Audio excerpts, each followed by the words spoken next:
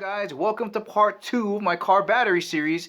Now don't worry, if you didn't catch part 1, I'm going to leave a link for it right up here.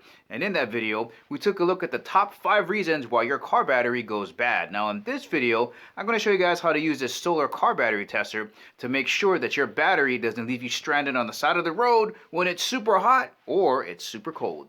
Alright guys, before getting started, I just want to point out one thing. If you've got a ton of corrosion on your battery terminals and on your cables, you gotta clean them off. Otherwise, you might get some really strange readings on the battery tester. So get yourself a good brush like one of these guys. It's got a brush on the inside like that to clean the actual terminals. When you twist it off, you can clean the cables with that. Get inside, really clean it up. It's super cheap. It's like $3. And then you can either use baking soda and water.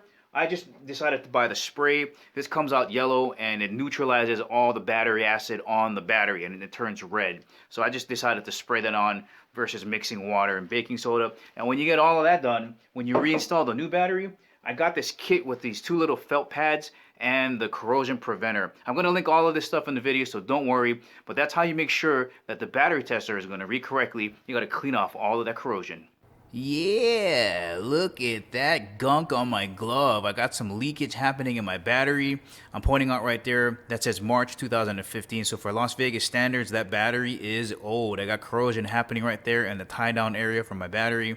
And up there, right around the positive terminal, a little bit on the negative terminal. Most of the time, you're going to see corrosion happening on the positive side.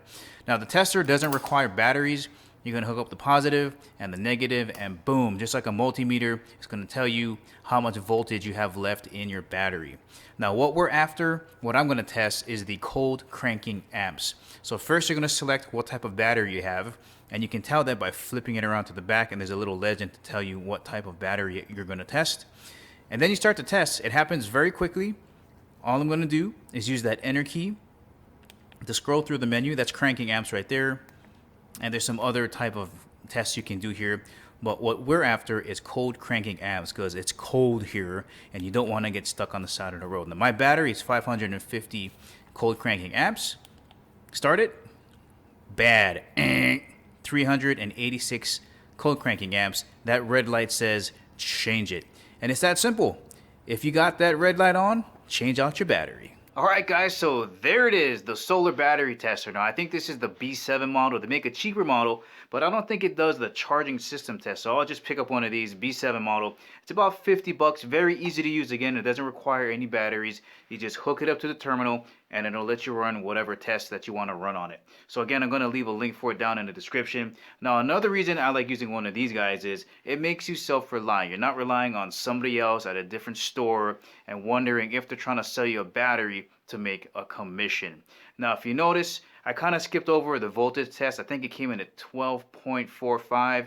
I wasn't too concerned about that. Now your battery should read most of the time at 12.7 to be fully charged, but I'm not interested in the voltage. I'm interested in the cold cranking amps. Remember, in part 1 we saw that if those metal plates in the cell are heavily corroded, or if that battery wash that the plates are sitting in is too low, you're not going to have access to the entire battery, and you're not going to have those cold cranking amps or cranking amps that you need to start your car. In fact, you might get a false read on that surface charge. It might look good, but again, without having access to the entire battery, you might get stuck on the side of the road, and that's why this is the best and easiest way to make sure that doesn't happen to you. So guys, that's the ending of my car battery series. I hope you enjoyed it. If you liked it, please give me the thumbs up. If you haven't subscribed to Chemo365, please do. And remember, I'll catch you guys later.